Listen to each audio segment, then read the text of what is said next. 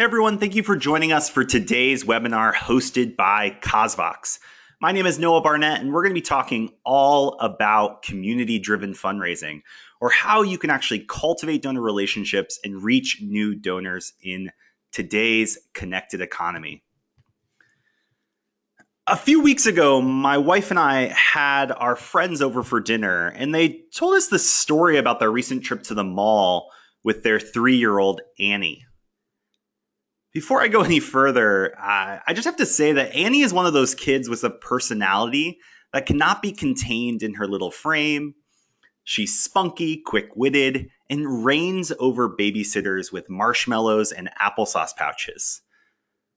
So they're telling this story about how they're there at the mall, and they're slowly walking by a few different stores. And if you have children like I do, I have 3 boys, you kind of don't necessarily pay specific attention, but you know that your kids are walking along with you. And so Annie's mom is walking along and all of a sudden feels like something's missing. And she looks down and Annie's not next to her. And so she kind of has this frantic moment where she looks around, turns around, and sees that Annie is a few stores back, deeply staring into a window. She walks back slowly and looks over to see Annie staring in the window of Pottery Barn Kids. She's staring up at this beautifully staged bedroom, and specifically at a bed all made up with cute sheets and a comforter, and full of fluffy, catalog-ready pillows. She turns to her mom and begs, "Mommy, can we please buy this bed? It's so beautiful. Please, please, please. I would sleep so good in that bed." Annie and her mom go back and forth a little bit, saying that, and her mom, being the wise woman she is, says, "You have a perfectly good bed at home and you don't need a new bed."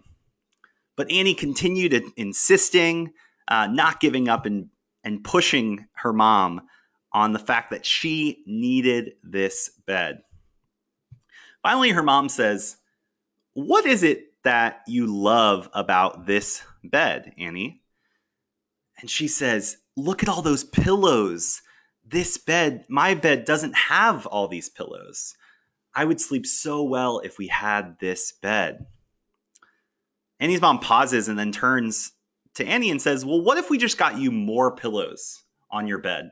Would that work?" Annie pauses and says, "That would be incredible. That would really help me sleep better, Mommy." They end the conversation and walk off, with Annie just smiling with joy, like she always does. And I start off telling this story as we dive into today's webinar is because I believe more often than we probably care to admit, we encounter problems all the time at our nonprofits and become really fixated or stuck, lost on an obvious solution. We pin it down, treat it as the only solution, and exert inordinate amount of effort and time and energy and resources, assuming it's the best solution. A lot of times this is as we fundraisers look at how do we actually grow our impact, it's becoming obsessed with quick answers on how we can grow our community. How do we get more money? How do we reach new donors? And really become tunneled in on, we need to do more events. We need to send more appeals. We need to do more of the things that we're already doing and expect that we're going to get a different result. Some call this tunnel vision. Some call it kind of a lack of clarity or creative thinking. I'm going to call it the Annie effect. And in these situations, and what I hope throughout today's webinar we're really going to dive into is how do we actually look at our problems or look at the challenges facing our nonprofits with a different lens. And so we're going to talk a lot about reframing and thinking well about how you can look at some of these common challenges as a fundraiser, like growing your impact and reaching new donors with just a different lens. And so I just challenge you to think with a different lens as we dive through this presentation. So there's 3 things that 3 promises I wanted to make before we dive into the presentation. 2 questions I would ask you to consider throughout today's presentation, and then 1 overarching goal that we're all going to kind of center on as we dive through the presentation. The three promises is that even though I run marketing here at Cosvox, which is a community-driven fundraising platform, I spent almost 8 years working in nonprofits, really thinking well about these specific challenges. How do we grow our funding? How do we reach new donors? How do we increase retention? And so this presentation is really driven from an operator lens. Like, as you are in the weeds in a nonprofit, how do you actually effectively grow your organization's impact? And so this presentation is designed from that lens, from an operator's perspective. It's not pie in the high or high in the sky thinking or best practices. We really focused on designing a presentation that is going to be practical. And so that's my first promise. The second promise I would make to you as we dive through the presentation is that it's inclusive insights and application. So we're sharing a lot of different examples in today's presentation that kind of cross a lot of different industries. Or a lot of different industries in nonprofits, from the arts, from community service, international development, civil service, and even networking and conferences. However, all the insights we're pulling out are really focused on being helpful across different examples. And so we've kind of pulled out the tips and best practices that are going to be helpful as you look at your organization's fundraising. And it's not specific for that industry or that organization. I'm also going to tell you that nothing I'm going to say in this presentation is new. So if you're looking for kind of tips and tricks or some sort of secret on how to grow your organization, you're not going to find it in today's presentation. But I just hope to act as more of a reminder and helpful as we think well about our community and diving into how do we grow our impact. The two questions I would ask you to consider as we're going through the presentation is, what fundraising challenges do you have today that you might need to reframe? What challenges are you looking at continually and maybe are impacted by the Annie effect? And the second question is, what's different now? How does this shift how we have to approach fundraising? And so this question of what's different now is going to come up a lot through the initial part of this presentation. Ultimately, the one goal we have together as we dive through is really just to reframe common fundraising challenges in light of shifts in donor preferences and the fundraising landscape. And I hope to provide you a playbook that's going to really help you grow. So we're going to talk kind of big picture in the first part of the presentation, and then dive into really a practical playbook that you can use at your organization as you look to grow your fundraising and impact in 2018. Since we're going to go on this kind of journey together for the next 50 minutes, 45 minutes or so, I want to introduce myself. Like I said, I run marketing here at Cosvox. But more than that, I'm a husband. I'm a father to 3 sons. These are my boys. I've been fundraising for about 10 years and actually spent 6 years running growth at a humanitarian nonprofit prior to doing consulting and then joining Cosvox 2 years ago. And I was a Cosvox customer for 5 years before joining the team. A little bit about Cosvox. We're going to share a little bit more about this at the end of the presentation. But Cosvox is a fundraising platform that's designed for you. And by you, we mean fundraisers. We're all fundraisers here at Cosvox, and we've designed this specifically to help fundraisers in a way that helps them amplify their cause, simplify their back office management, but also grow their fundraising in today's connected economy. It's perfect to use for a variety of different fundraising campaigns, including peer-to-peer, donation pages, and even streamlining and managing your supporters. However, the one core thing here at Cosvox, which is why I joined the organization, is that we're driven by a belief that together we can help good flourish. And we do that in a variety of different ways, not just in our providing our fundraising platform and tools, but also through our resources, best practices, trainings like this, and also our customer team that works with nonprofits every single day, helping them grow their impact and helping good flourish in our world. So as we think well about fundraising, I think it's important to provide a little bit of context before we dive into how do we actually implement a new approach to fundraising. And so what I think is always helpful is to see where we've come from. And so I believe there's been kind of 4 major shifts, and we're actually entering into the 4th shift today. But it's important to see what the 3 prior shifts were and what we can learn about them. So the first phase of fundraising was this idea of localized fundraising. And so fundraising was, localized to your regional areas. This was before mass communication, mass transportation. It was always self-organized. It was collaborative. And it really focused on personal outreach, small meetings, canvassing. Then, as mass communication and mass transportation continued to perpetrate and was adopted more broadly, we moved into what is called kind of mass fundraising. And mass fundraising was really what kind of skyrocketed many of the multi-billion-dollar organizations or nonprofits that are out there today. And this was that there was a new shift to where you could get national reach, you could have more of a mass industrial style to your fundraising. A lot of it was undifferentiated. It was where direct response fundraising came from. We measured success on cost per response. And so we moved away from being self-organized, localized, contextual to this idea of, hey, we can mass produce fundraising appeals. And so in this era, it was a really focus on how big our budget is, how much attention can we rent.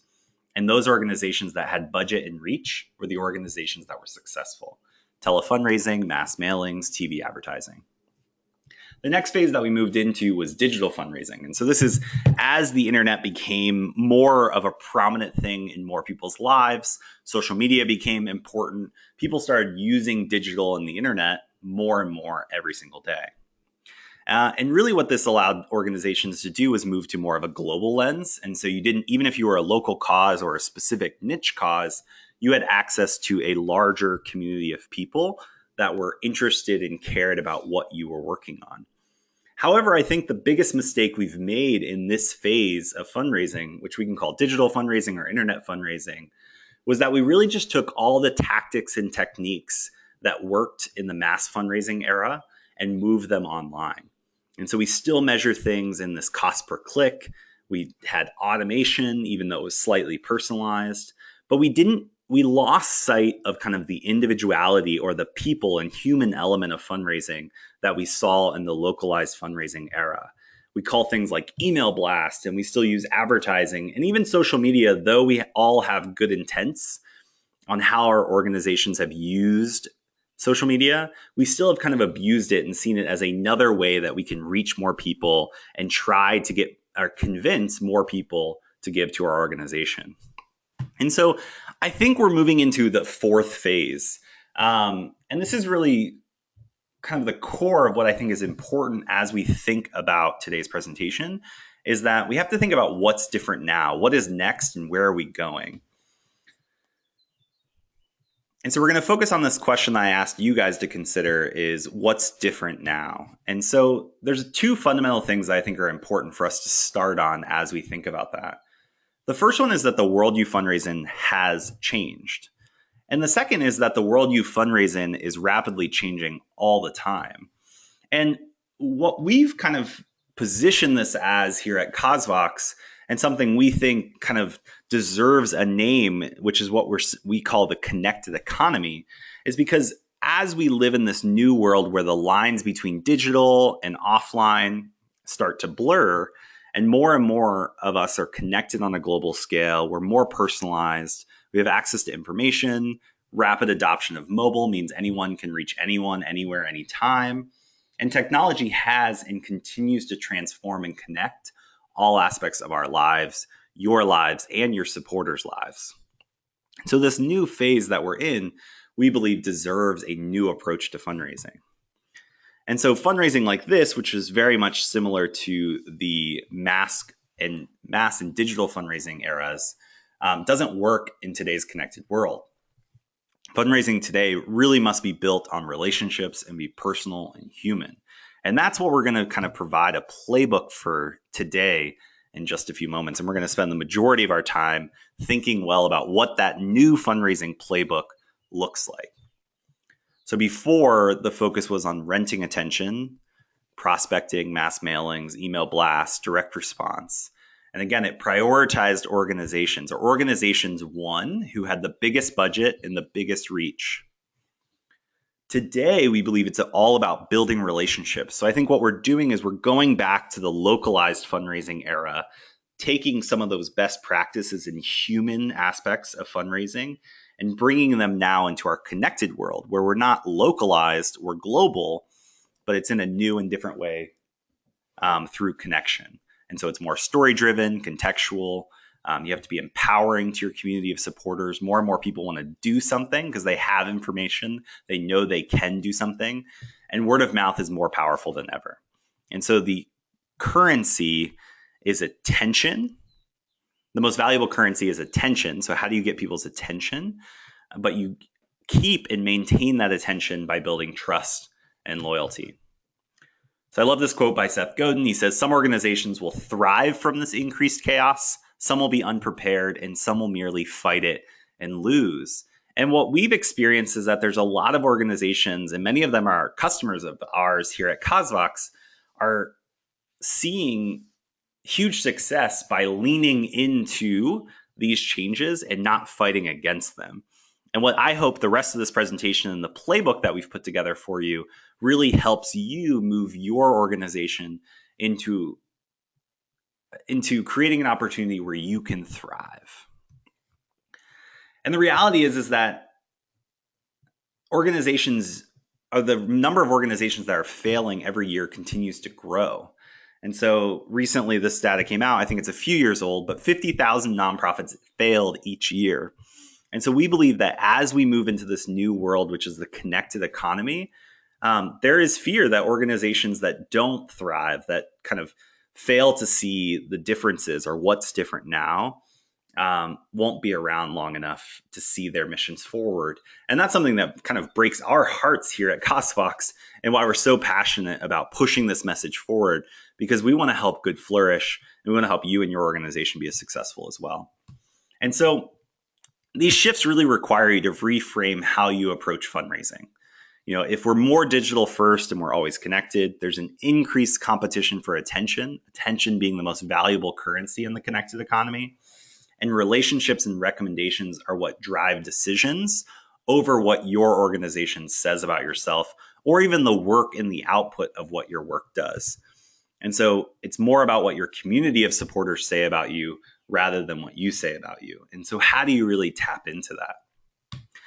The other thing these shifts require you to do is reframe the true value of your supporters. We all have a community of supporters that are rallying around our cause and our organizations. That may be small. Maybe it's only your board members.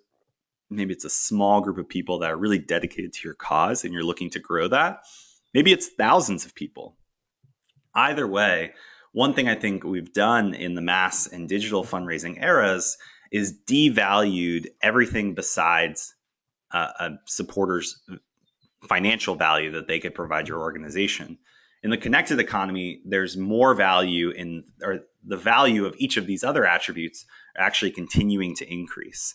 And so though money is still important and donations are crucial, the value of influence that your supporters can give you and time are becoming more and more valuable in today's connected economy. Again, because relationships and recommendations are what drive more decisions than just what your organization says and does. So as we've thought about these shifts over the past 7-8 years, as we've kind of been observing and helping nonprofits think well about their fundraising and how they can build a community of people that support and advocate for their cause, we've come up with this new playbook we call community-driven fundraising. And it's really designed for the connected economy and will help you empower your community to be advocates. And so this framework is really focused on 3 activities that you as a fundraiser and organization are really focused on throughout, kind of like in relationship to your community of supporters. The first is inspire. And so it's your role as an organization to inspire people from your community. Maybe those are known people that want and could support your cause or your organization's mission, or they're people that do have an affinity or care for your organization but don't know you exist. Either way, all of those people are still part of the community of people that could support your organization. And it's your role as a fundraiser to actually inspire people from your community to become supporters of your organization. A lot of nonprofits and fundraisers' jobs stop there. But we believe in the connected economy, the scope of your fundraising job has to expand beyond that. And that's where the idea of activation and rallying come in. And so we're going to spend a lot of time in the next 20 minutes or so really diving through each of these three phases, but also providing some practical examples and best practices on how you can be more successful during each of these phases. And what we believe is that this playbook is actually designed to help you inspire, activate, and rally your community to become advocates for your cause, which we believe is what's going to drive growth in the connected economy. So what does this actually look like in the wild? The Motherhood Collective is an organization we work a lot with here at CauseVox. They're a maternal health organization that serves a very small city in Virginia. So it's about 70,000 people, but they're really focused on how can we provide maternal health services to our community, especially women in our community.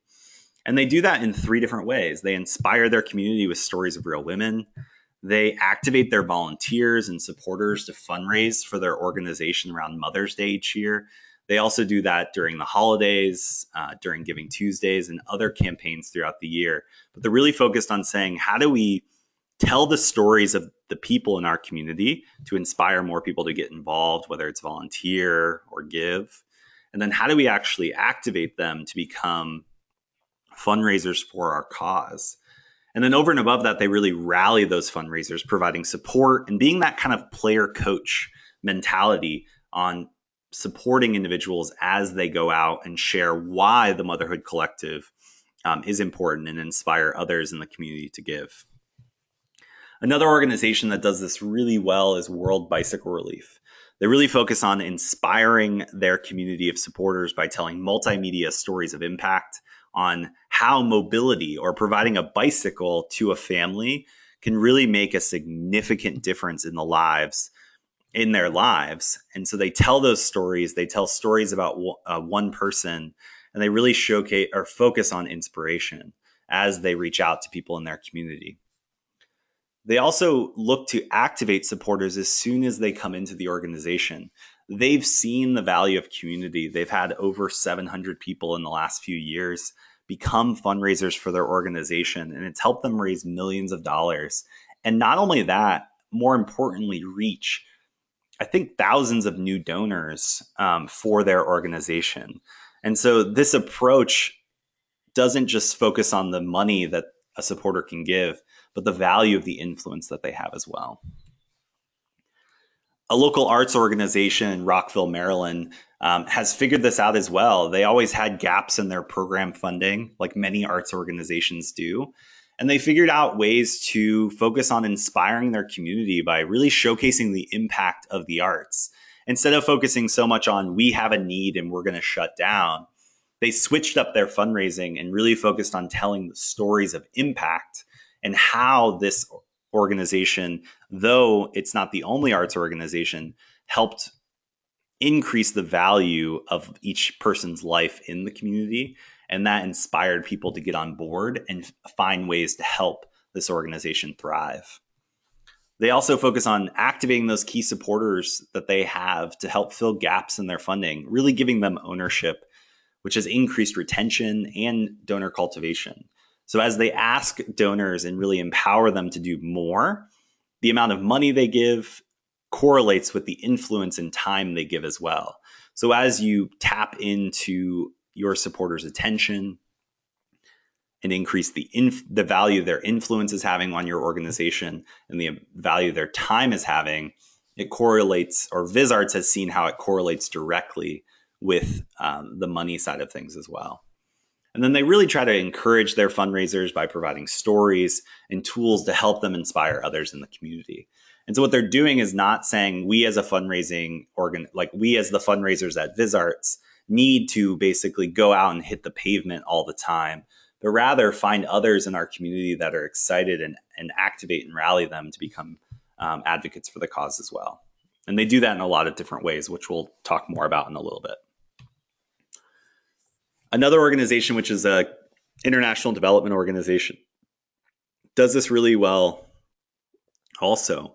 They inspire their community by providing live from the field video storytelling of real people's lives, really bridging the gap, breaking down borders. Obviously, if you live here in the US or you live in kind of the Western world, it's difficult for someone to realize what the lives of others, maybe all the way around the world, looks like. And so what they do is through live from the field video storytelling is they really close that gap between their community and the people that are being impacted and help showcase how their community can be the heroes and help create opportunities for the people they serve. They've also found great ways to empower their supporters and activate them, not only just individuals that want to fundraise on behalf of the organization, but their corporate partners and major donors all coming alongside and tapping into the influence they have to inspire others to get involved.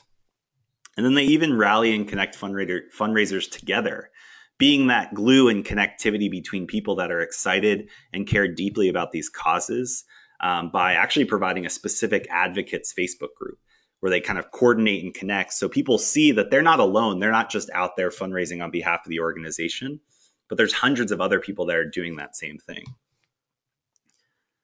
The Testicular Cancer Foundation is focused on really one thing, and they found different ways to really inspire their community by providing infographics and creative campaigns that showcase the impact of testicular cancer and ways that you can support and help those in your community that are impacted by this type of cancer.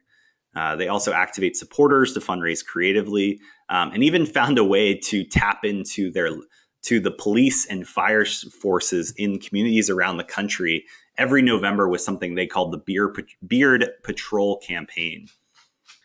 And then they really equip fundraisers with tools to inspire and teach others about testicular cancer, by providing resources, again, those infographics. And they even have these kind of shower things, where people can pass these kind of shower door hanger things, hang them in the shower, and it teaches people how to check themselves and also reminds them of the importance of self-care.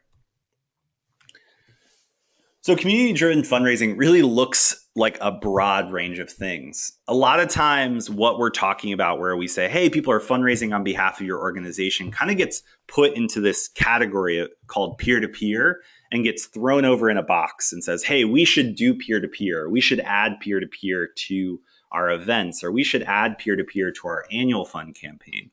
However, what we've realized over the past 8 years is that this idea of community-driven fundraising isn't just isolated to what is traditionally called peer-to-peer, but rather bridges the gap across a variety of different fundraising campaigns where you can really sit back and empower your community to drive the campaigns forward by activating and rallying them to inspire others to get involved.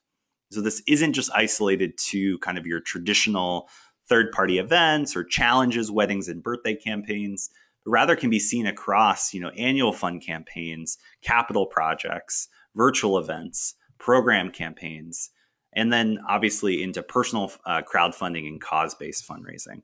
So there's a really broad range of activities where you can introduce this idea of community-driven fundraising as you look to expand the impact your organization's having.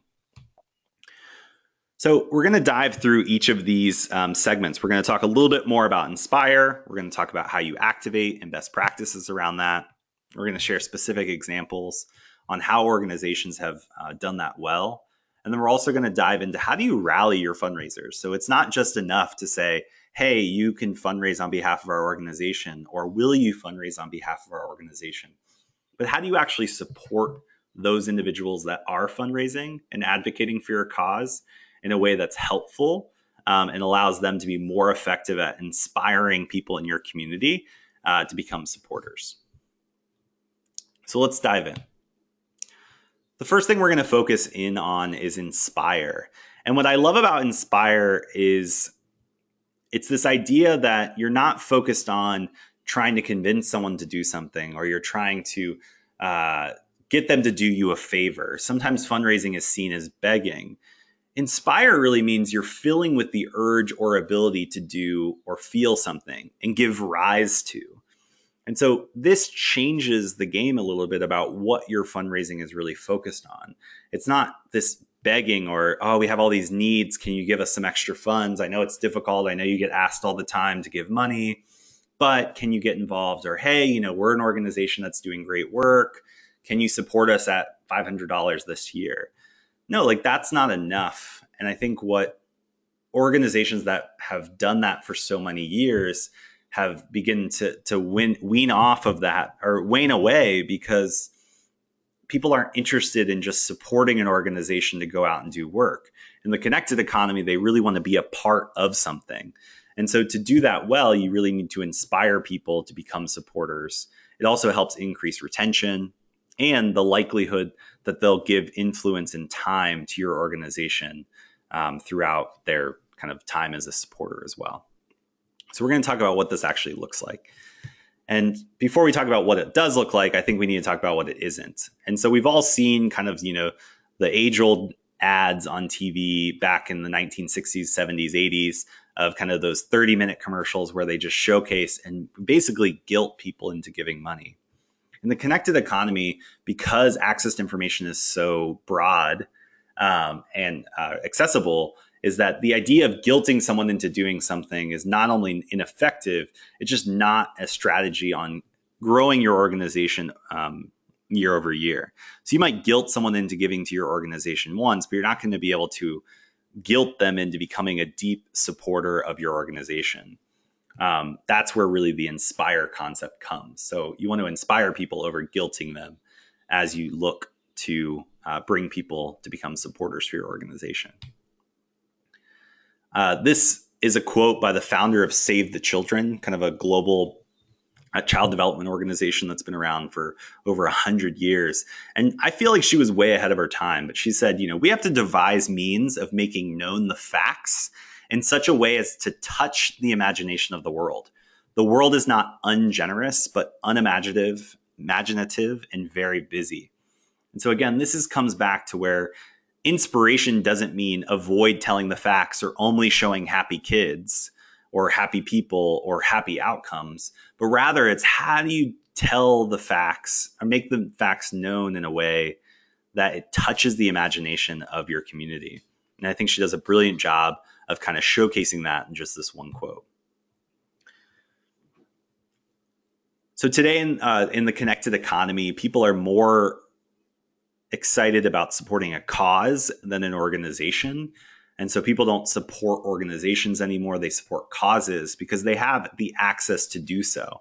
So as we move more to this global distribution connected world, more people know about more people doing specific things that they're passionate and excited about. And so previously where organizations would just kind of be the loudest and be the ones that people supported because they're like, wow, like that organization's the one that's doing all the work. Access to information has basically made it more visible who's doing the most work towards a specific ends. And so people are more dedicated to a cause than an organization. And so if you share what your organization's doing and why someone should support your organization over inspiring them to support a cause and showcasing that they should be a part of the community of people that your organization's bringing together to make a difference for that cause, you're going to have some trouble in the connected economy. In addition, attention is finite and competition is fierce and broad. And so as you're looking to engage with people in your community, it's going to be more difficult for you to do that in a way that is uninspiring because people can turn you off. They can get distracted. They can go on to something else. They can choose to block what you're saying out. And so why inspiring is important is because of how finite attention is and how you need to earn that attention. I mentioned this already, but inspiration actually builds trust and loyalty. And those are the means at which you earn attention in the connected economy. And also inspire doesn't simply mean positive. I know I touched on this a little bit already, but rather something that gives rise and sparks sharing. So Jonah Berger, who's a professor and author of a book called Contagious, says, whether you're selling soda, car insurance, or a presidential candidate, evoking emotion increases word of mouth. But when thinking about how to evoke emotion, make sure you use activating rather than deactivating sentiments. And so these ideas of activating sentiments are not only providing excitement, but also anger. How can you get someone to be frustrated about the reality of how circumstances are? That still gives rise to. one of the biggest mistakes I think people make in attempting to inspire is they showcase stories that provide a sense of contentment or fulfillment. And as Jonah Berger points out, that's actually a deactivating emotion. And so that doesn't actually give rise to. And so inspiration isn't just positive emotions, it's activating emotions. So how do you actually go about doing this? One thing is telling stories over stats. So stats are stagnant, factual things that are hard to imagine and don't really give rise to. And so it's important to tell the impact or the stories behind those important facts that you're typically sharing. It's also kind of talking specifically to individuals in a contextual and personalized way. And so how can you connect to people where they are and not where you want them to be? And so we start with what we want supporters to do and forget that we have to get them from where they are to where we want them to be. And so as you write appeals or as you connect and reach out to different parts of your community, whether you know them or not, it's important to contextualize and personalize all of those appeals. And so it requires you to be more human. And so in the mass and digital phases, it was kind of undifferentiated. It was all about volume. And now it's about context and personalization.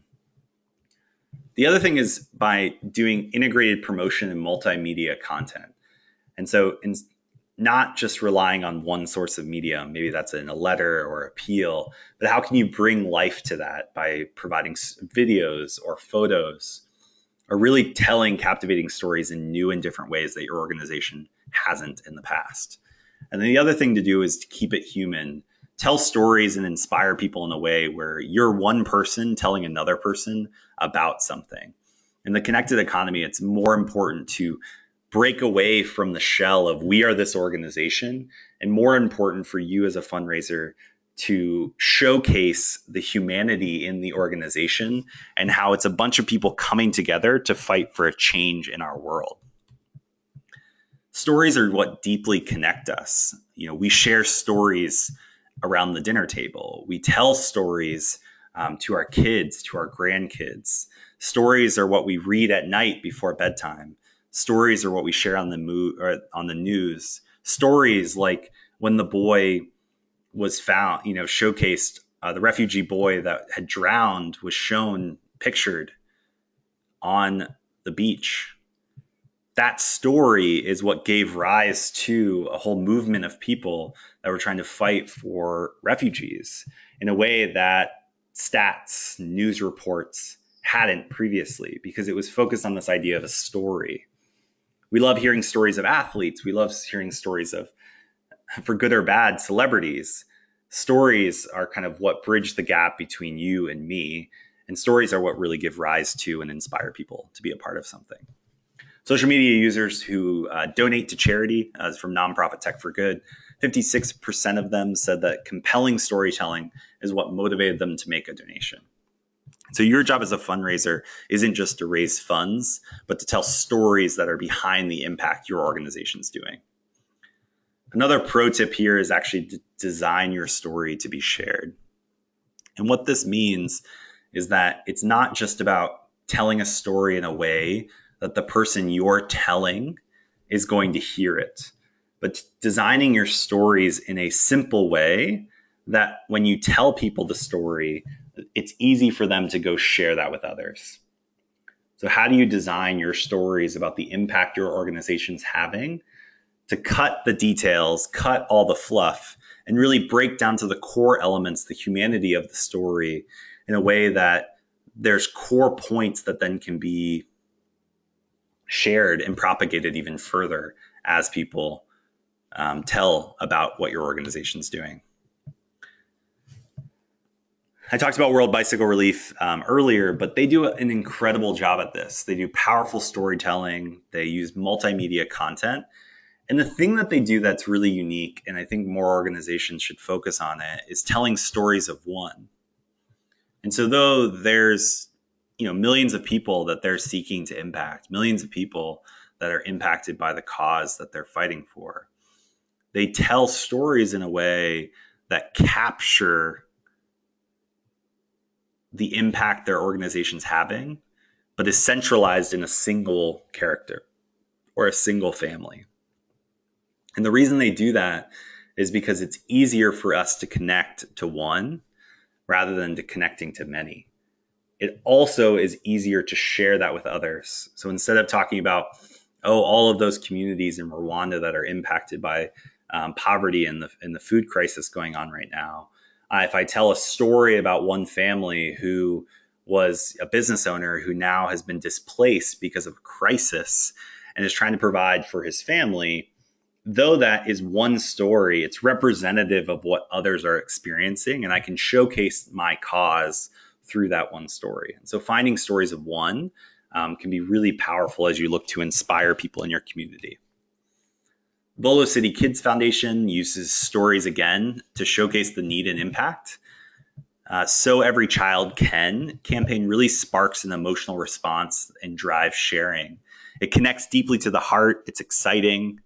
There's this hope and opportunistic idea. There's also this connection to kind of your world and the kids that maybe are in your lives, whether they're your own kids, your grandkids, your niece, your nephews, or your neighbor.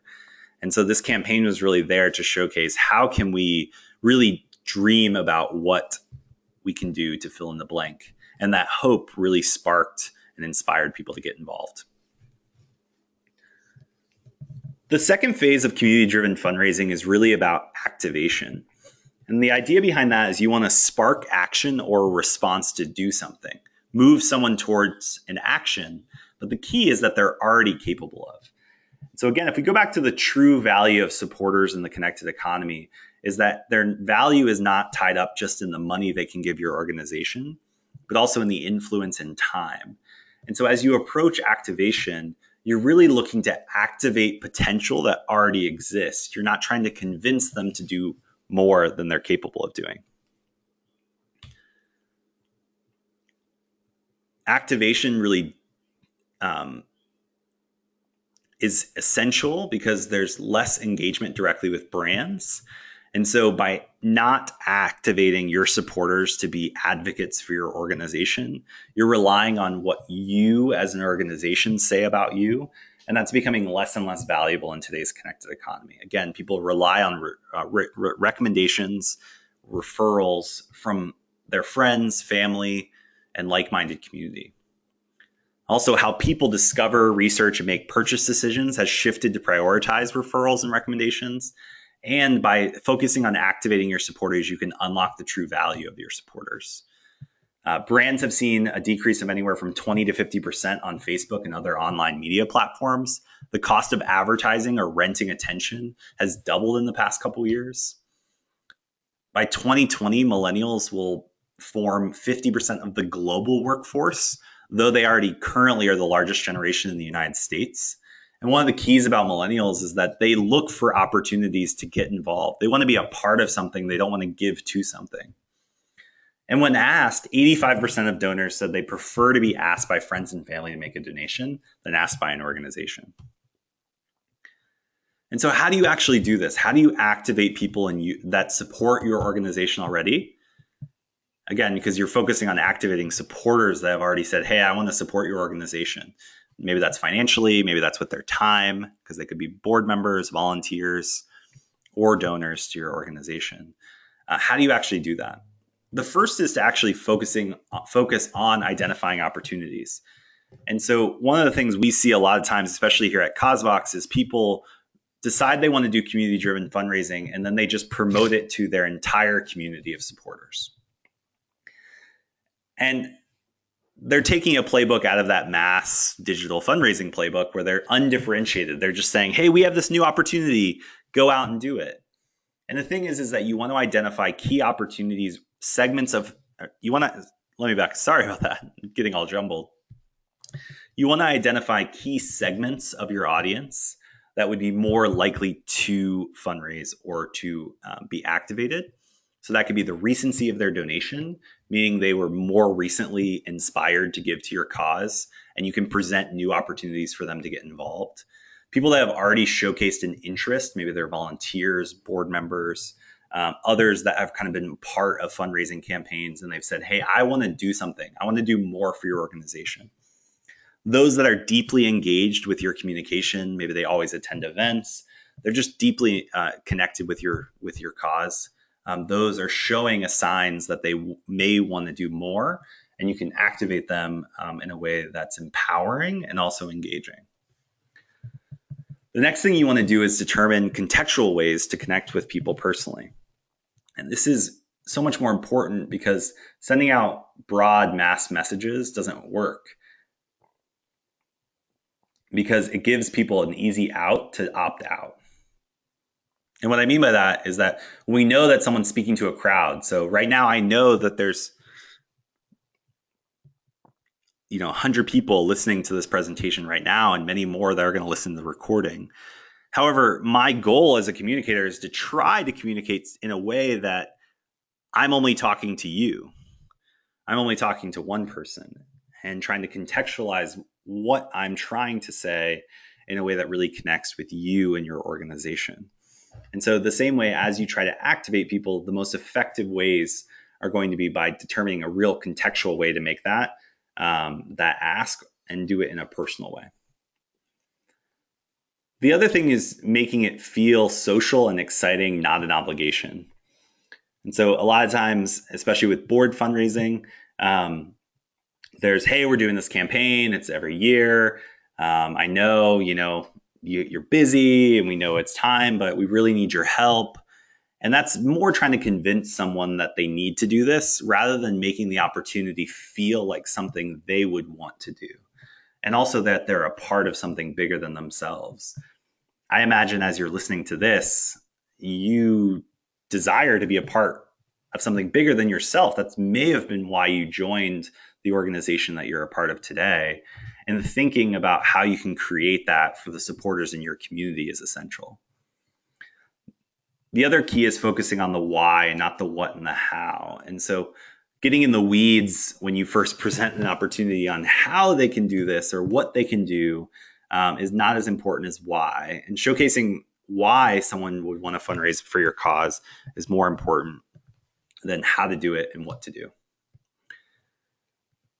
There's an organization called the Nonprofit Technology Network, and they actually challenged and activated their board members just this year to fundraise for conference scholarships. They created a friendly competition by showcasing real-time progress of how each of the board members were doing. So as you can see, one raised $3,800 and the other raised $50,000. So they kind of created this friendly competition and sense of community where they were working together, but also, friendly competition is always helpful. And they also provided board members an opportunity to share their why. And so they were raising money. They knew their board members supported the organization for specific reasons. And so instead of them going out and crafting their own messaging and saying, hey, this is why you should support, N10, this is why you should help fund scholarships, this is why our event is great, they said, we're going to relinquish control and let our board members actually tell their own stories. The Motherhood Collective did the same thing. They struggled for years to do traditional fundraising, knocking on doors, meeting with businesses, all of those types of things. And it wasn't until they decided to activate their 200 volunteers to fundraise for 30 days around Mother's Day that they really saw an uptick in kind of the larger potential they could have through community-driven fundraising. So when they stopped trying to tell their own story and they empowered people to tell their story, there was life breathed into the organization. And they raised $7,000 their first year.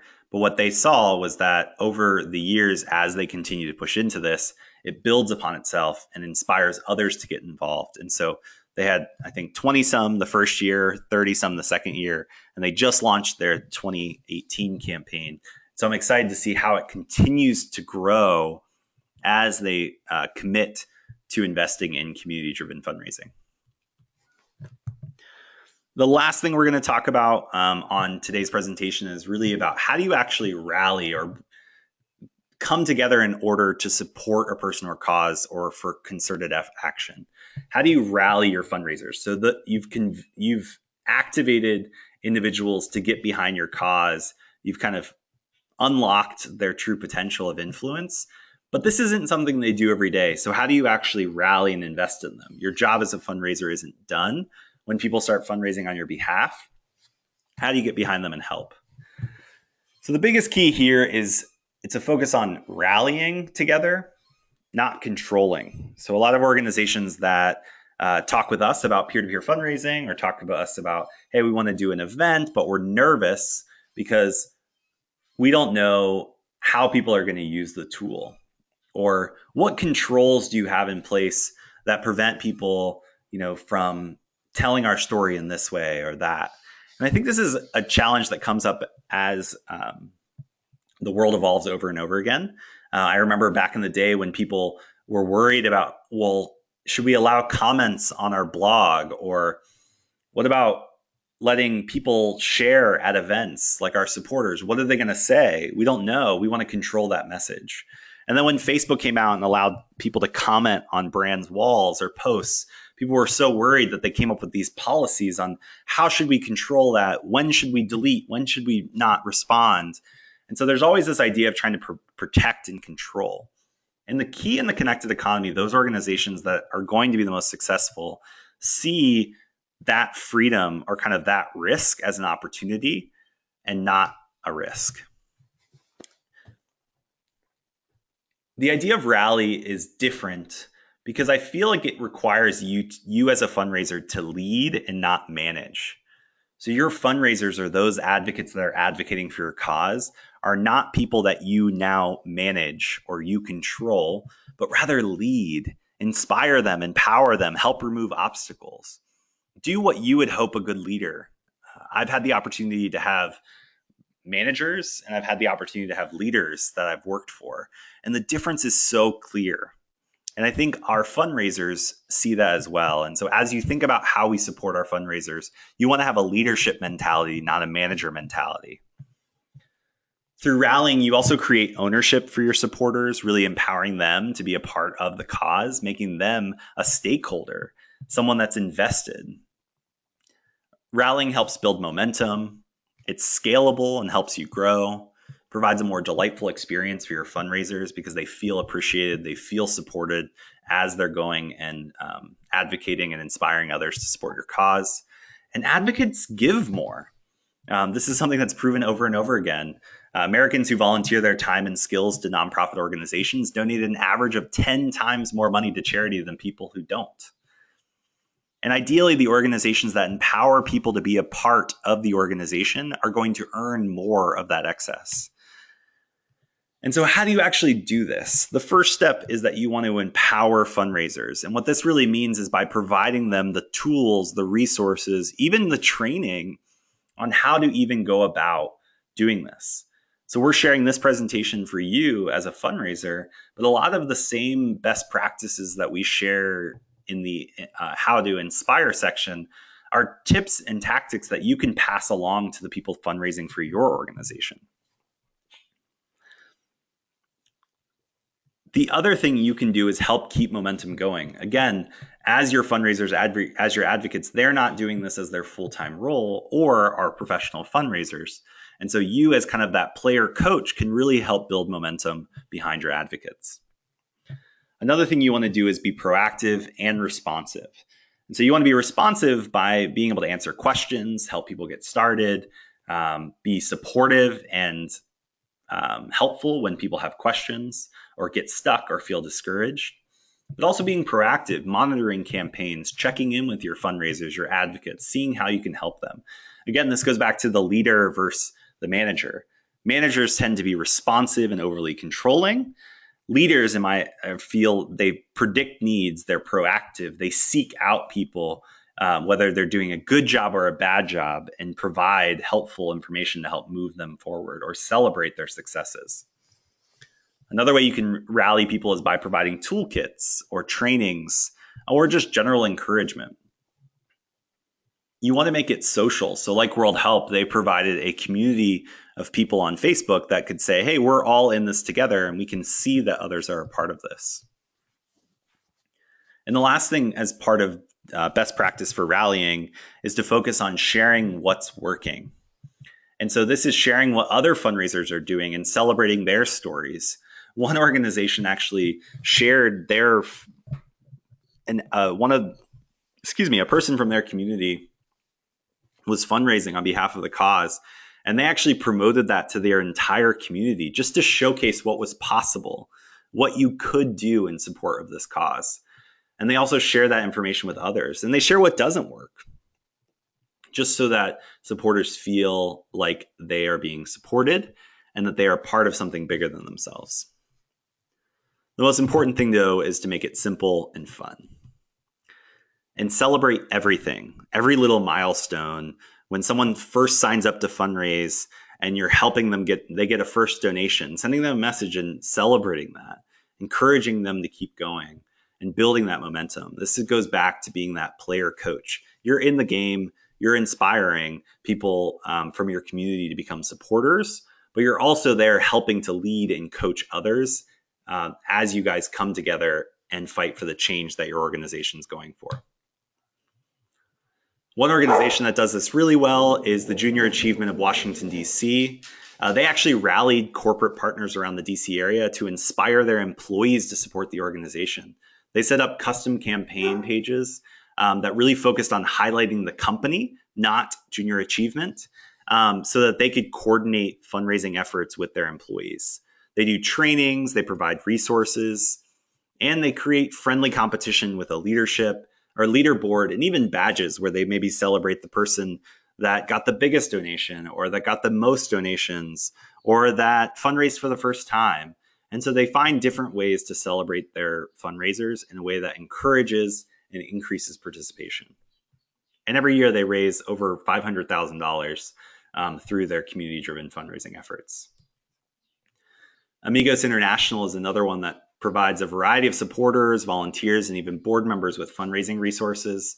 They actually promote individuals that give to their organization as a next step to fundraise on behalf. They promote personal fundraising campaigns to the broader community. And they also provide toolkits, videos, stories to help inspire others to become supporters. And so they're equipping their fundraisers and advocates with the tools necessary to help promote and push the cause forward, making it easier for them to see success, which ultimately leads to success for your organization. So just a few final thoughts as we think well about this. Whether you're planning, your first peer-to-peer fundraising initiative, or this presentation's maybe kind of inspired you to think differently about an upcoming annual campaign that you're going to run, or a fundraising letter that you're going to send out, I just want to leave you with a few final thoughts. We believe community-driven fundraising is really designed for the connected economy. And this isn't something that's just an optional fundraising tactic. We really see this approach to fundraising as essential as we move deeper and deeper into the connected economy over the next 5, 10, 15, 20 years. And some key things to keep in mind is in the connected economy, attention is the most valuable currency. And attention is something that you can't rent, but you actually have to earn. You want to make your community the hero, not your organization. And so how do you find ways to celebrate that through the stories you tell, through the thank you notes you write, through the appeals that you send out, even through your annual report? How much did you focus on celebrating your community of supporters as the hero instead of your organization? The third tip is that you really want to focus on telling stories that are worth sharing. So how do you find ways to tell stories of one or other ways to kind of share stories that are going to perpetrate further and further? And you also want to be human.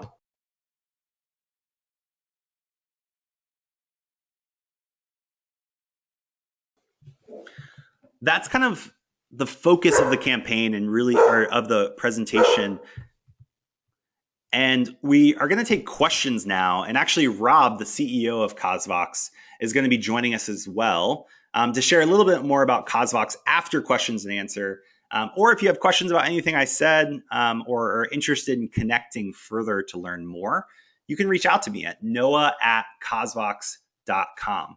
But what I would love to do is hear from you. What questions do you have as we are diving through today's presentation? What didn't make sense. Maybe you want more clarity on something. We're happy to spend the next 5 or 10 minutes really focusing on answering those questions. And then, like I said, Rob, the CEO of Cosvox, is going to be joining us to share a little bit more about Cosvox and how our fundraising tools here at Cosvox are really designed to help you be more successful at community-driven fundraising. So let me dive through some of these questions. Thank you guys so much. First and foremost, there's tons of questions rolling in, so I really appreciate all of the questions. Ariel, quick questions. She says, will this presentation be available? Slides, recording? Absolutely. I'm going to send out the presentation and the recording of today's presentation in just a few hours. So you should get that in your inbox by the end of the day. Lisa asked the same question. I'll be sending it over to you as well so that everyone has this and you can look at it over again, or you can share it with others in your organization as you think about how community-driven fundraising really fits into your fundraising plan in 2018. Evan says, what suggestions do you have for smaller nonprofits who may not have the affordability for high-end media production or really struggle to gain attention due to budget? Evan, I think all of the taxes that we share aren't just exclusive to large organizations.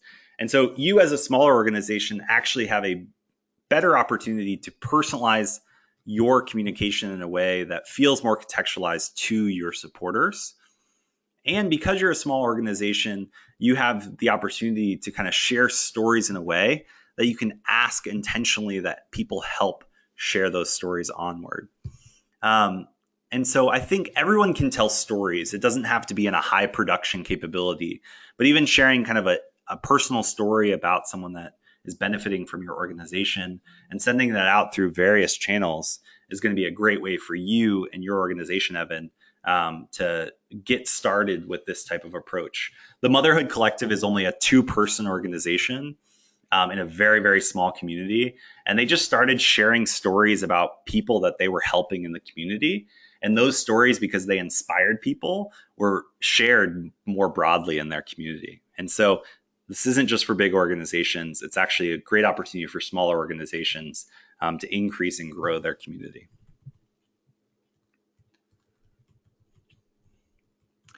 Absolutely. Happy to help. Absolutely, Lisa. Reach out to me at noah@cosvox.com if you have any other questions. Greg says, how do we use social media to retain and attract new donors? And so I think this is a great question. And one of the things that I think is we really have to reframe this is that I think as an organization, as a brand, I think it's very difficult for you to use social media to reach new donors. However, I think social media is a powerful tool that can be leveraged to reach new donors if done appropriately. And what I mean by that is by finding ways that are going to encourage your supporters, Greg, to actually share content with their community. And so one example of this, and I know it's a little arbitrary, but let me share an example. I think it'll help bring it to light a little bit more, is that one thing World Help does that I think is really unique is that they send out emails every month to a group of individuals that have said, hey, we want to help kind of amplify the cause. We want to volunteer. We want to fundraise on behalf of the cause. And they actually send a email that has 4 or 5 resources or stories in it, and then asks them to share it on social media or share it by email with their friends, family, and community. And so instead of them focusing so much on their own personal social media strategy as, their organization as a brand, they're more interested in providing stories, photos, resources to their supporters and asking them to share it on social media. And what they've seen is that leads to more organic growth for them because of the decreasing engagement with brands, especially on social media. So social media is a powerful tool, but I think as an organization, it's going to be very difficult for you to use it as a channel like you might have used advertising or direct mail or email in the past. It's very much a platform that's used for connecting people to people. And so finding ways to tap into the human side or the people side of social media is going to be your best bet, Greg.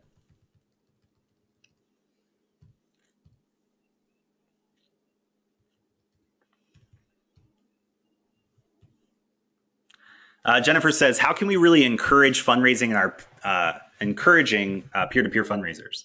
We host a 5K and it's hard to keep people really active about fundraising instead of just donating themselves. So Jennifer, this comes back to just being able to provide resources and support. And so a lot of things we talked about in the rally section of this is key to some of the friction and kind of frustration that I hear you're experiencing. And so one of the things is just making it feel more social, bringing people together as they are a part of something. I also think the interesting thing about like events and races is that depending on how your event is structured, you're just getting a lot of people that just want to run a race. You're not really getting people that care about the cause. And I think that's something that like event fundraising, I think is a very difficult thing to do well in today's connected economy, because it's so easy to just focus on creating a great event that people are just going to come to with the expectation that your cause will be highlighted in some way by just bringing people to your event. I think that way of thinking about event fundraising is very much similar to like mass fundraising, is that, hey, if we create this awesome event and people come out, we'll rent enough attention, we'll rent people's attention for an hour, 2 hours, 3 hours. And during that time, we'll try to convince 5% of them to be supporters for our cause. I've seen a lot of organizations shift their event fundraising strategy from being like, we're hosting this really fun, exciting event to get people to come out, to being more about how do we empower our supporters to kind of do their own events, their own challenges, their own kind of like third party things, where the focus is really supporting people that love and care about your organization's cause to carry some of the weight of those events. And so your organization can focus on different things. I think hosting a fun event, getting a bunch of people to come out is great and it feels good. I just don't know how it actually attributes as much in the connected economy to growing your organization's mission.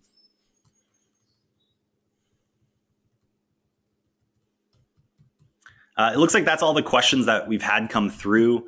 Like I said, Rob Wu, I believe, has joined us now, and he's actually going to be providing us an overview of CauseVox and how you can actually use CauseVox to help facilitate some of this, how you can inspire people to support your organization, how you can activate people to fundraise and really rally them together to be advocates for your cause. Rob?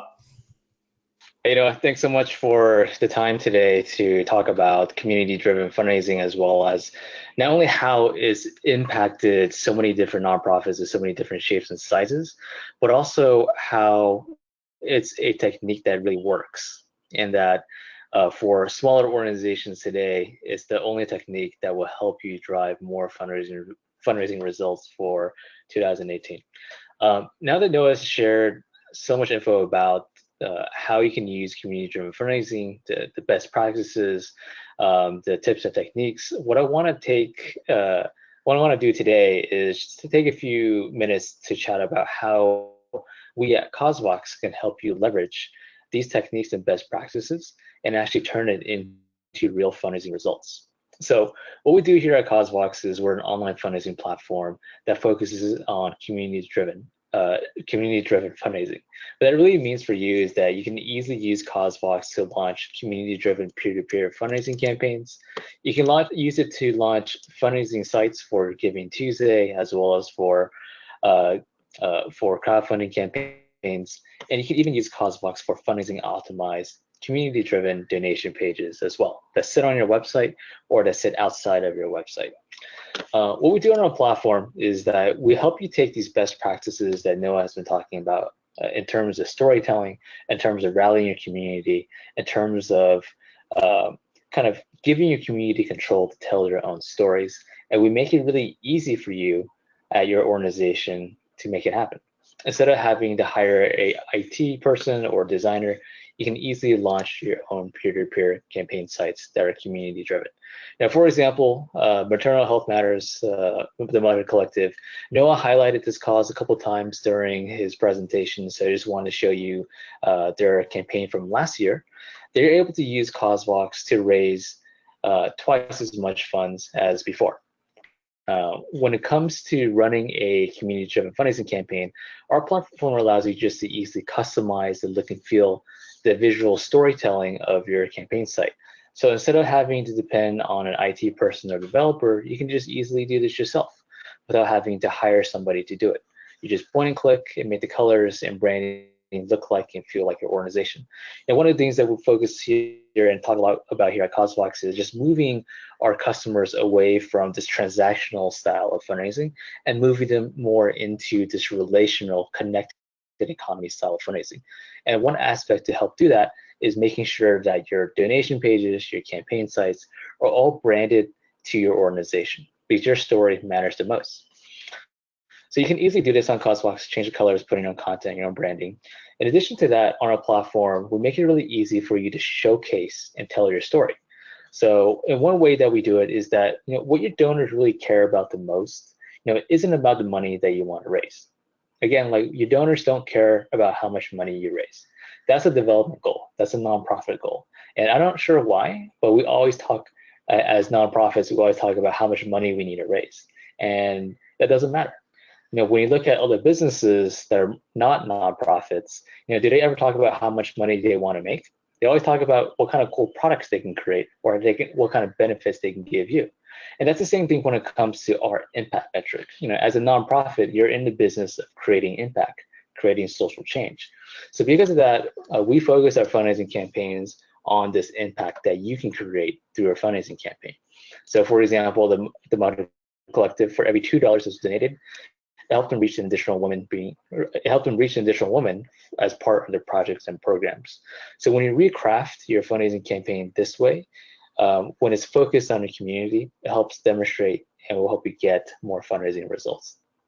And all of our campaign sites that you're able to create on our platform help you tell your story in a way that's compelling, but also helps your donors and viewers take action for you. So they can easily click on the donate button, the join campaign, or the share button at any time. They don't never have to hunt it down, so they can easily take action for your fundraising. Now, when it comes to community-driven fundraising, we have this ability on Cosvox to do personal fundraising pages as well as team fundraising pages. So for example, Trish over here, she was able to go in, create her own personal page, and really tell her story from her own perspective. Again, this is important because a lot of times as organizations, we think about crafting the perfect fundraising appeal and then blasting it out. So we have this spray and pray mentality. But when you actually rally a community, when you give up control, something beautiful happens. So Trish, she was able to not only take the story of the Mother Collective, but she also is able to tell the impact from her perspective. And that's a more powerful story than what we as nonprofits can just tell from a general fundraising appeal. So with our platform, you can easily customize this. Trish can go in and within 3 easy steps, tell her story and send it out to her friends and family. The benefit of this is that we've seen organizations that use community-driven fundraising that raise twice as much as the organizations that just use us for crowdfunding campaigns or for donation pages. Another example here, this is the Junior Achievement of Greater Washington and DC, and they're able to partner with corporate sponsors in order to run their community-driven fundraising campaign. So instead of depending on their own list, they're able to create a separate co-branded campaign site through Cosvox, just by pointing and clicking with no coding required. And within a few minutes, they can launch something for one of their corporate sponsors, so their corporate sponsors can share it with their employees, driving more employee engagement, as well as driving new donors to the organization. So 2 great examples of what you can easily do on Cosvox. We also do support donation pages that are fundraising and impact focused too. So for example, if you want to embed a donation form or donation page on your website, you can easily use Cosvox for that as well. So again, no coding required, you can easily go in. And the beauty of this is that your fundraising donation form isn't transactional when you use it on Cosvox. It's more impact focused. It's about what people can help you accomplish. So from the first step, donors can see different donation tiers. They can see the impact that it can create. And then our donation forms help you raise more funds through some of these techniques like recurring donations, as well as the ability for donors to cover your fees. So easy ways, easy wins for you guys to raise more funds through Cosvox. Now, if you're looking for more of a detailed walkthrough of Cosvox, or if you think Cosvox can help you raise more funds this year, or if you just want to have a conversation to see if Cosvox would be a good fit or not, feel free to reach out to me directly, rob@cosvox.com, or you can also reach out to Noah with any questions that you have. I'll be more than happy to carve out some time to do a one-on-one demo with you, and also just talk about some of the best practices and how you can implement community-driven fundraising for your organization. So thanks so much for your time today on taking a brief look at CosVox. I'm going to hand it over back to Noah now. Thanks, Rob. And I appreciate you kind of showcasing kind of how this actually practically plays out and how you can use tools like CosVox to really simplify and grow your fundraising while still maintaining that community-driven approach. Thanks again for hanging out with us today. Again, I'll be sending out the presentation, the recording. And if you have any questions, feel free to reach out. Thanks and enjoy the rest of your afternoon.